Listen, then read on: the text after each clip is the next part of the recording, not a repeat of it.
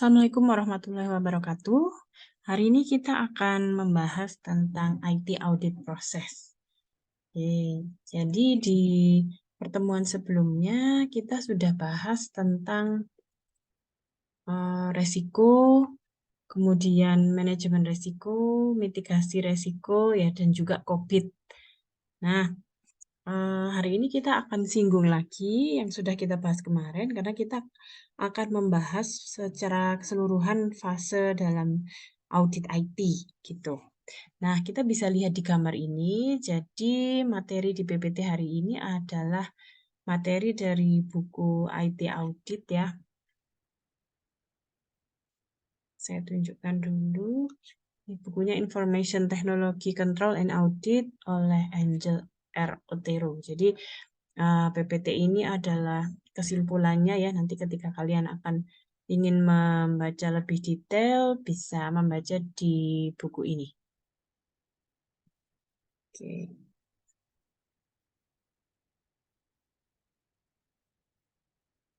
Oke, saya lanjutkan. Jadi di sini ada 8 fase dalam audit ya. Yang pertama, risk assessment yang sudah kita bahas di minggu-minggu sebelumnya. Setelah itu membuat audit plan. Yang ketiga, preliminary review. Yang keempat, desain audit prosedur. Kelima, test control. Keenam, substantive testing. Ketujuh, dokumen result. Dan kedelapan, communication. Oke, kita akan bahas satu persatu. Nah, sebelum kita masuk ke dalam proses audit, kita harus tahu dulu tentang audit universe. Jadi di sini dijelaskan bahwa audit universe adalah semua area potensial audit yang ada di dalam sebuah organisasi. Nah, audit universe ini meliputi dasar dari area audit ya, kemudian tujuan organisasi, key business process yang mendukung tujuan organisasi, kemudian audit objektif secara spesifik, resiko ketika tidak memenuhi tujuan tersebut, dan juga kontrol yang akan memitigasi resiko gitu. Jadi di sini ada contohnya ya. Kita bisa lihat di buku Exhibit 3.1. Nah, ini adalah contohnya ya. Jadi ketika seorang auditor akan melakukan audit IT, dia harus mengetahui dulu audit universe-nya. Jadi di suatu perusahaan, apa yang akan dia audit gitu ya. Basic functional audit areanya information technology. Kemudian dia harus tahu tujuan organisasinya itu apa. Kalau di sini, to provide secure access to financial information, technology, and services for all authorized employees gitu. Nah, dia harus tetapkan key business prosesnya apa, dia harus identifikasi ya, apa saja, kemudian IT audit objektifnya apa, IT risk apa, dan IT mitigating controlnya apa yang sudah ada di perusahaan tersebut gitu. Nah, ini sudah pernah kita coba ya, melakukan identifikasi resiko dan mitigasi. Nah, ini semua dibaca oleh auditor dari perusahaan tersebut ya. Jadi ini bukan auditor yang membuat, tapi dia hanya melakukan wawancara, mengamati, dan menuliskan di dalam tabel ini. Jadi dia melihat dulu audit universe di perusahaan itu seperti apa. Oke, kita lanjutkan.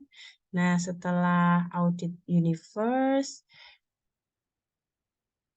dibahas tentang COVID. Nah, COVID ini juga sudah kita bahas minggu lalu ya. Jadi intinya COVID adalah ya, kerangka dasar atau best practice dari penerapan IT di sebuah perusahaan gitu ya. Jadi kalau di sini dijelaskan, ini juga dari buku Otero tadi ya.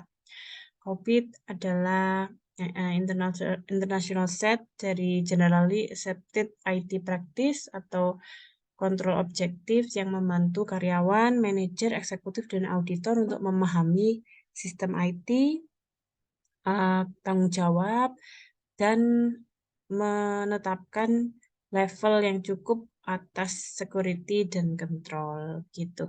Nah, ini minggu lalu juga kalian sudah melihat video tentang COVID ya, sehingga bisa memahami lebih jauh tentang COVID.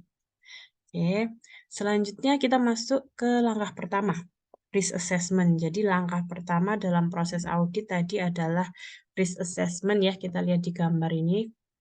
Ini juga sudah pernah kita bahas, jadi kita lihat sekilas saja. Jadi tujuannya risk assessment itu penilaian resiko ya untuk meningkatkan quality, quantity, dan accessibility dari perencanaan. Seperti mengetahui area resiko, hasil audit yang lalu, dan hasil auditnya seperti apa, dan juga informasi tentang budget. Gitu. Kemudian melakukan pengamatan ya, bagaimana potensial audit project in the audit universe, dan memilih yang punya resiko yang paling besar itu dilaksanakan duluan gitu. Jadi tadi kan sudah diidentifikasi ya, yaitu IT di suatu perusahaan itu seperti apa. Kemudian bisa terlihat dari situ, dari poin-poin tadi itu yang punya resiko paling tinggi yang mana, sehingga audit itu bisa dilakukan di bagian yang memiliki resiko paling tinggi gitu. Jadi hubungannya ke poin nomor 3 ini ya, jadi bisa mengalokasikan audit resource untuk mencapai maksimum benefit. Jadi intinya mereka auditor itu akan konsentrasi di bagian yang memiliki resiko yang lebih tinggi gitu. Oke. Nah, di sini juga ditunjukkan exhibit 33 ya, penilaian IT risk. Jadi, kalian bisa lihat di sini.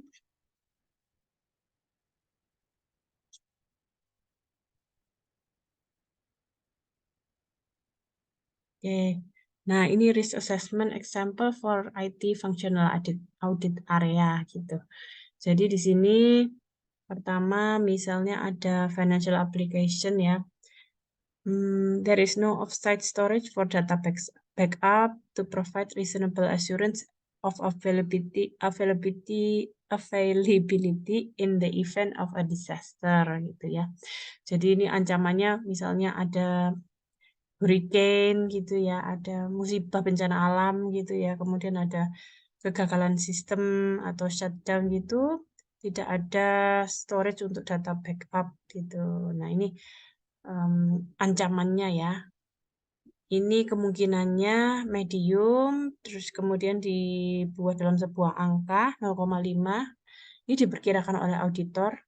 Nah, ini impact-nya ya atau dampaknya ini akan tinggi ya, akan merusak secara level yang signifikan gitu. Nah, kalau dibuat dalam sebuah angka 75, nah kemudian resikonya information cannot be recovered gitu. Kemudian risk rating ini hasil dari 0,5 dikali 75 ya, 37,5. Nah, kemudian auditor membuat rekomendasi backup of FA1 financial data are achieved offsite to minimize risk that data are lost. Action priority medium gitu ya. Nah, ini dari sekian banyak penilaian resiko ini diurutkan. Nah, ini ada yang high ya. Jadi yang menempatkan urutan paling tinggi itu akan mendapatkan perhatian utama dari auditor gitu. Jadi tadi awalnya kan tadi sudah dibuat ini ya.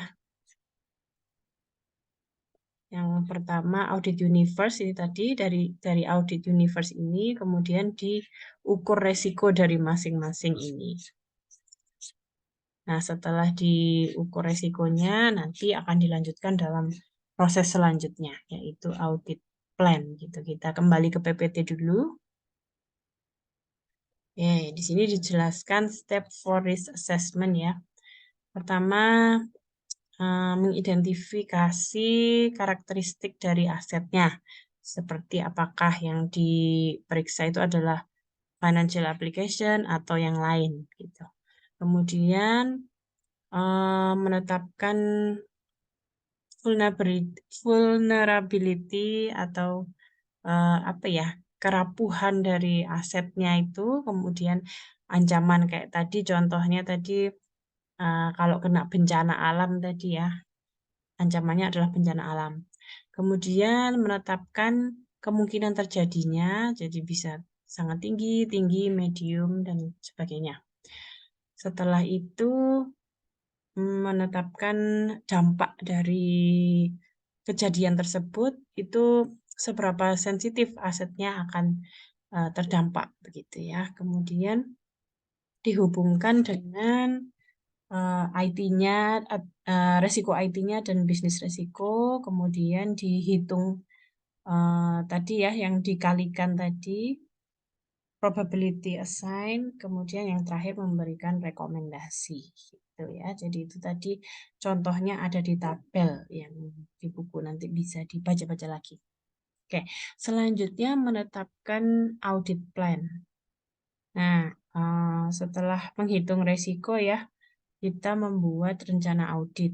Di sini dijelaskan bahwa tujuan dari audit planning itu adalah mengoptimalisasi penggunaan resource audit gitu. Jadi ketika melakukan perencanaan dengan baik, audit itu bisa berjalan dengan maksimal ya, tidak ada waktu, tenaga, dan biaya yang terbuang sia-sia gitu. Nah, bagaimana cara membuat audit plan ini? Nah, setelah ini kita bahas ya. Di sini dijelaskan untuk melakukan alokasi audit research secara efektif. Auditor itu di sini dijelaskan internal audit ya, tapi bisa juga external audit yang melakukan. Harus memahami audit universe yang tadi kita bahas tadi dan juga resiko yang berhubungan dengan masing-masing audit universe-nya. Nah, tujuan dari audit plan itu untuk memberikan pemahaman secara menyeluruh bagaimana proses audit itu bisa berlangsung gitu ya. Jadi memberikan guidance. Kita langsung lihat saja seperti apa. Pertama, kita harus membuat tujuan audit dan juga melakukan deskripsi dari tujuan tersebut. Terus membuat audit schedule, kemudian membuat audit budget, dan juga audit team members. Itu ya, dari team members itu perlu dideskripsikan tugas masing-masing dan juga deadline yang perlu dilakukan. Nah, di sini kalau kalian mau lihat contohnya, bisa lihat di buku tadi ya, exhibit 3.4. Oke, selanjutnya setelah membuat rencana audit, dilakukan audit prosedur. Nah, audit prosedur ini terdiri dari 5 langkah ya. Ada preliminary review, mendesain audit prosedur, test control, substantive testing, dan dokumen result. Oke, yang pertama adalah preliminary review. Jadi tujuan dari preliminary review adalah memahami tentang lingkungan IT-nya, termasuk kontrol yang sudah terjadi ya. Kemudian IT auditor ini melakukan wawancara untuk dari personal-personal kunci untuk mengetahui kebijakan dan praktek yang terjadi, kemudian juga menyiapkan proses audit yang sesuai dengan hasil wawancara tersebut. Oke, selanjutnya hal-hal yang perlu diketahui ya, general information about IT environment yang perlu diketahui contohnya seperti ini. Jadi ini tadi kan preliminary review itu intinya itu ingin mengetahui gambaran umum tentang lingkup auditnya gitu. Nah, ini contoh-contohnya yang perlu ditanyakan tuh ini. Kebijakan, prosedur, kemudian ada nggak flowchart dari, kalau yang tadi diperiksa itu aplikasi keuangannya ya. Jadi ini flowchart tentang aplikasi keuangannya, nama server, modelnya seperti apa, database, dan sebagainya. Kemudian yang perlu ditanyakan lagi, apakah aplikasi finansial tersebut itu dikembangkan di dalam perusahaan, dibeli dengan tidak ada penyesuaian, atau bagaimana. Gitu. Itu hal-hal yang perlu diketahui di preliminary review. Gitu ya. Jadi tahu gambaran umumnya dulu. Oke, kemudian langkah selanjutnya adalah mendesain prosedur audit gitu.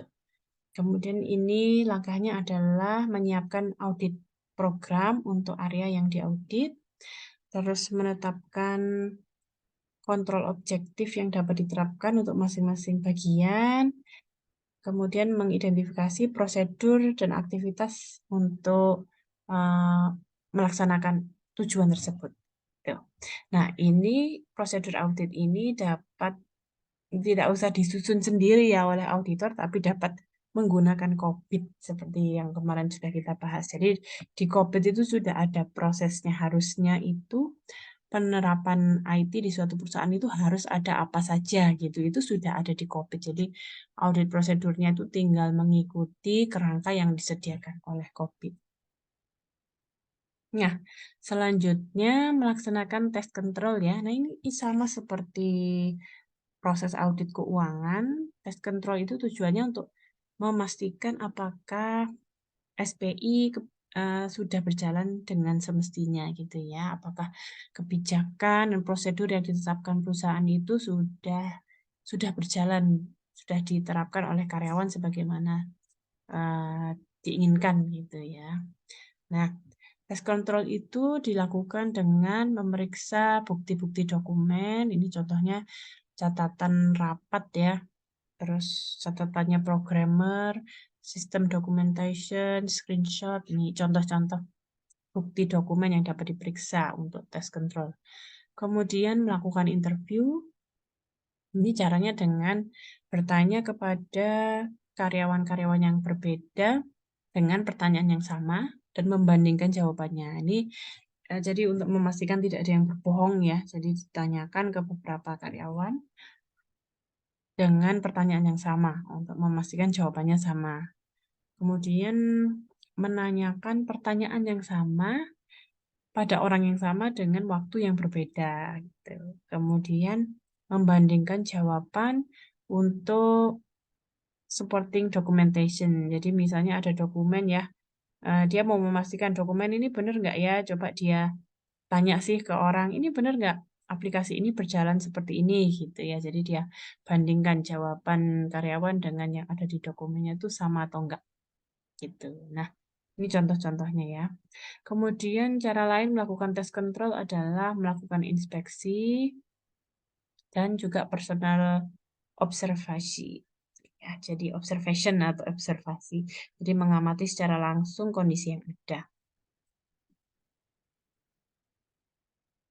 Nah, selanjutnya setelah melakukan tes control, juga melakukan substantif test. Substantif audit test ini didesain untuk melakukan verifikasi dari akurasi, efisiensi, dan kontrol dari audit subjek. Jadi kalau substantif test di audit keuangan tuh kan untuk memastikan apakah saldo benar-benar sudah sesuai gitu ya. Jadi kalau misalnya kas nilainya 100 juta, dilakukan tes substantif itu kan berarti ditelusuri ke buktinya, misalnya bukti buku besarnya, bukti misalnya saldo di bank gitu ya. Nah, kalau substantif testing untuk IT berarti ini ya hampir sama ya. Jadi dia dijelaskan di sini untuk menetapkan akurasi dan completeness dari informasi yang dihasilkan dari sebuah proses atau aplikasi gitu. Nah, ini bertentangan dengan compliance testing tadi ya. Kalau compliance testing tadi tujuannya untuk mengkonfirmasi apakah organisasi itu sudah menerapkan kebijakan, prosedur, aturan yang berlaku. Kalau compliance test itu untuk memastikan ada keakuratan dan kelengkapan informasi yang dihasilkan dari sebuah aplikasi. Nah, ini contohnya memastikan bahwa perubahan atau upgrade dalam aplikasi keuangan itu sudah diuji dengan baik gitu. Jadi kalau misalnya ada update aplikasi itu sudah diuji, oh aplikasinya nih nggak error, dia berjalan dengan normal gitu ya. Kemudian di approve oleh manajernya, kemudian sudah didokumentasikan atau belum gitu ya. Ini contoh-contohnya. Nah, di sini ada contoh juga di buku ya, nanti bisa kalian lihat. Coba kita buka dulu 37B.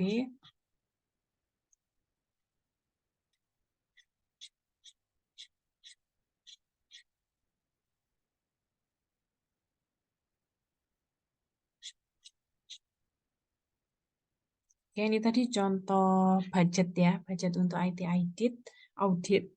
Jadi di sini ada setiap pelaksanaan audit ada jam-jam yang dibutuhkan oleh masing-masing jabatan gitu. Staff atau senior perlu 3 jam, manajer 1 jam, partner tidak ada gitu. Nah, totalnya 4. Ini ya budgeting yang dibuat oleh auditor pada perencanaan audit. Oke, kita lanjutkan.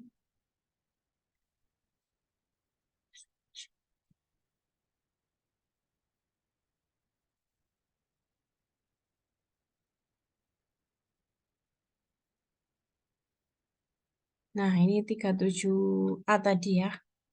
37A itu di slide sebelumnya. Ini contoh test of control. Jadi di sini dilihat nih, kebijakan passwordnya itu seperti apa. Maksimum password age-nya ini 0 ya, nggak ada kalau di sini yang ditemukan. Jadi umur passwordnya itu tidak ada maksimal harus diganti berapa lama itu di sini tidak ada. Kemudian minimum password length-nya hanya 4 karakter. Nah, ini harusnya lemah ya, harusnya lebih banyak.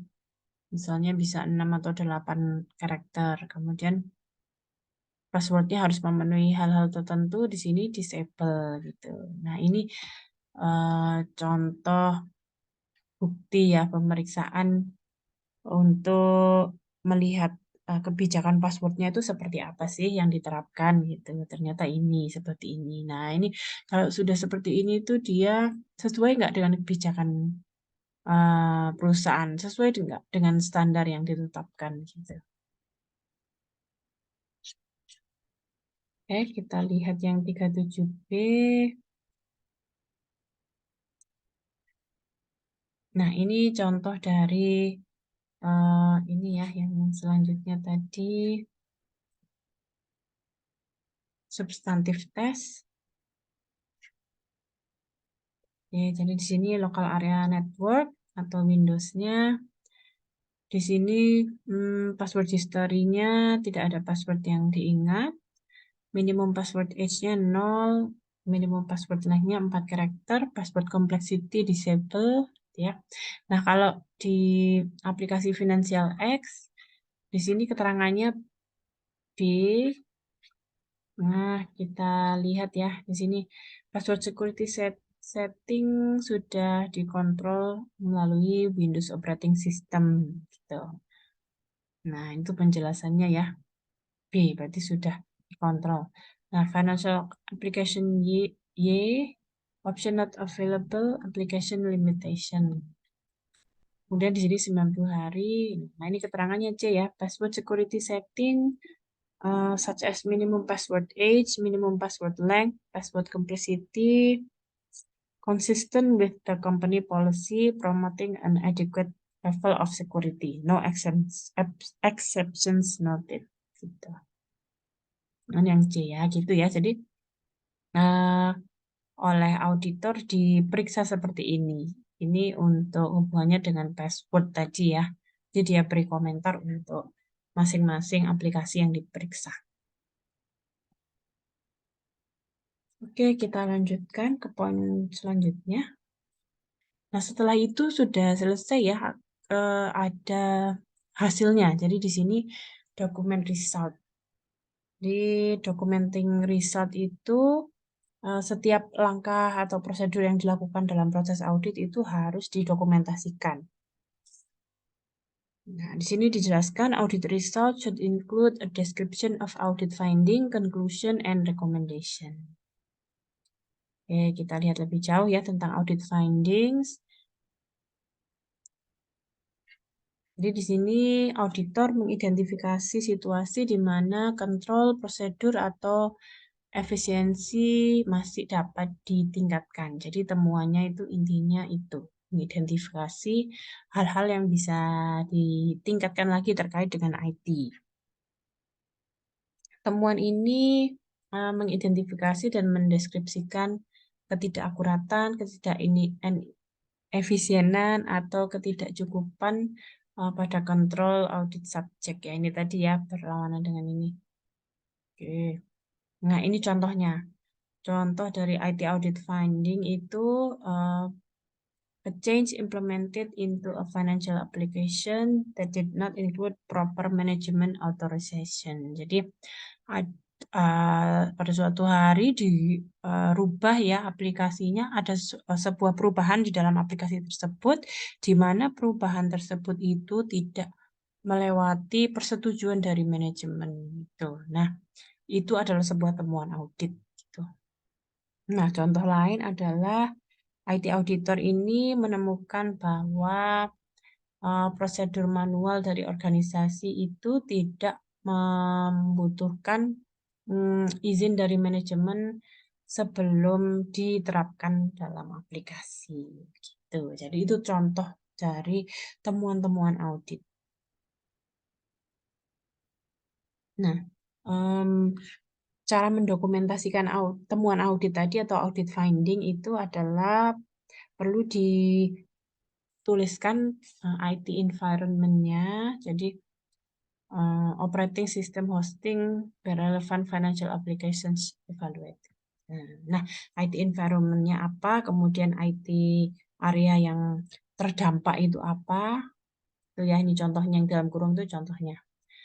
Kemudian working paper test reference where the finding was identified, general control objective and activities that failed, brief description of the finding gitu ya. Jadi ini hal-hal yang perlu dituliskan dalam temuan audit. Nah, di sini ada contohnya exhibit 38. Kita lihat sebentar ya.